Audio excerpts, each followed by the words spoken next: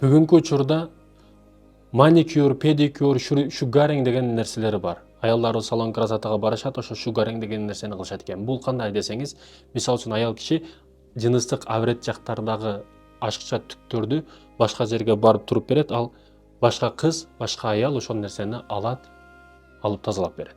Ушул нерсени кылса болобу? Негизи мен мисалы үчүн эркек кишимин. Эркектин аврети кандай? Киндиктен тизеге чейин аврет.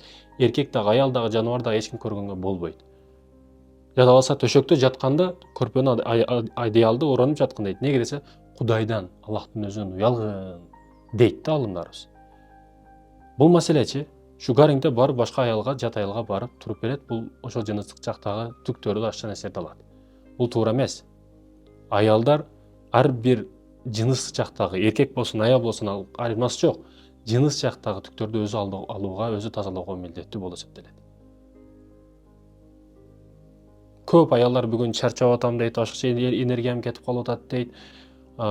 Себепсиз эле ооруп калып атамын дейт, себепсиз эле кыйналып атам. Неге десеңиз, көбү гусулсуз жүрөт. Гусул кабыл болбой атат. Краскасы калып кеткен, лагы калып кеткен, баягы помадасы калып кеткен, ашча бирдекелер калып кеткен, гусулу жок, жүрө берет сабыртан кечке.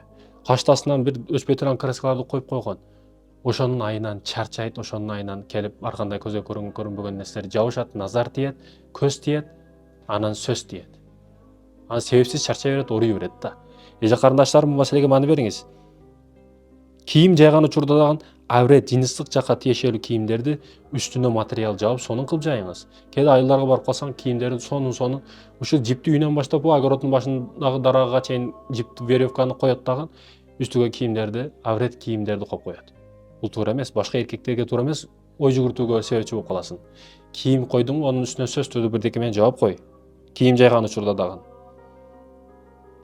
Ошол такасы бийик бут кийимдерди дагы эже карындаштарыбыз кийбеш керек, такылдатып, боюн өйдө көрсөткүсү келип аткандар. Бул маселеге маани бериңиз. Чач боёйм, кызылга боёйм, сарыга боёйм деп аткан эже карындаштарыбыз, чачты боёп не берекет аласыз? Мен жөн эле өтө таң калам бул адамдарга. Өзүнүн сонун Кудай берген чачы бар, кара, натуральный.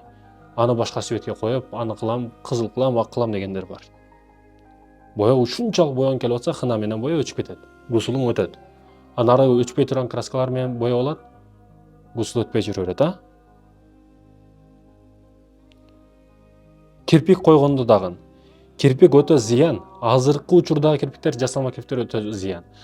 Химикаттарга батырып жасалма кирпиктерди коюшат да.